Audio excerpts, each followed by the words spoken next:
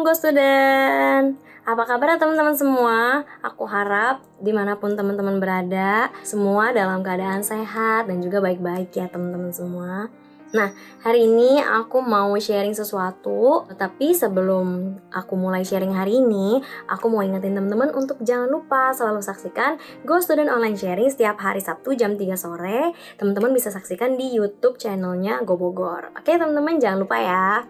Nah, kali ini aku mau bagiin tentang dehidrasi. Temen-temen pernah gak sih kayak ngerasa, duh kayaknya udah capek banget ya, udah melakukan banyak hal gitu, tapi capeknya tuh gak beralasan gitu. Sebenarnya kalau diingat-ingat, aku istirahat cukup misalnya gitu, kayak jasmani, makan juga makan 4 sehat 5 sempurna gitu, olahraga, pencernaan juga lancar, itu yang penting tuh. Terus kayak dalam rohani juga aku saat teduh setiap hari, nggak pernah bolong, berdoa pagi malam, nggak lupa berdoa gitu. Puasa pelayanan dilakukan dengan baik, aku persiapkan dengan baik, dikerjakan dengan baik gitu. Tapi segala sesuatunya seakan tuh kayak sia-sia, kayak masih ada yang ngeganjel di dalam hati gitu.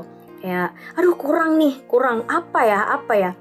Dari situ aku diingetin sama Tuhan sih, kayak kita ini sebenarnya lagi mengalami fase kekeringan. Sebenarnya kita udah menjalani rutinitas kita dengan baik, jasmani kita terpenuhi, kebutuhannya jiwa kita, rohani kita udah terpenuhi. Tapi seakan kita melakukannya itu untuk rutinitas aja gitu loh. Kita nggak sungguh-sungguh mencari sumbernya. Itu yang Tuhan tegur untuk aku pribadi gitu. Aku diingetin di Yohanes 37 ayat 7-8. Barang siapa haus, baiklah ia datang kepadaku dan minum.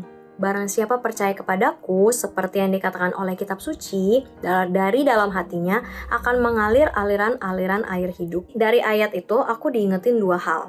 Yang pertama, sadari kalau kita itu perlu Tuhan. Kita perlu air hidup. Ayat 37 itu Tuhan mulai bicara di barang siapa haus. Jadi kita harus sadar kalau kita ini lemah. Kalau kita ini perlu minum, kita perlu recharge. Kita nggak bisa hidup dengan rutinitas yang itu-itu aja, apalagi dalam rutinitas rohani kalian. Apakah kita sebenarnya sudah terkonek dengan Tuhan, sudah mencoba mencari Tuhan dengan sungguh-sungguh? Itu kita harus sadar teman-teman, kalau kita itu perlu Tuhan. Yang kedua, datang ke sumber air dengan menyediakan wadah yang terbaik. Setelah kita sadar kalau kita tuh perlu minum, kita perlu Tuhan, actionnya apa? Kita harus datang ke sumber air yang banyak airnya, yang airnya gak akan pernah berhenti, yang mengalir terus airnya. Dan juga selain kita datang ke sumber air, kita harus siapkan wadah yang terbaik. Wadah itu kayak apa sih? Misalnya kita datang untuk saat teduh, kita mau datang ke Tuhan.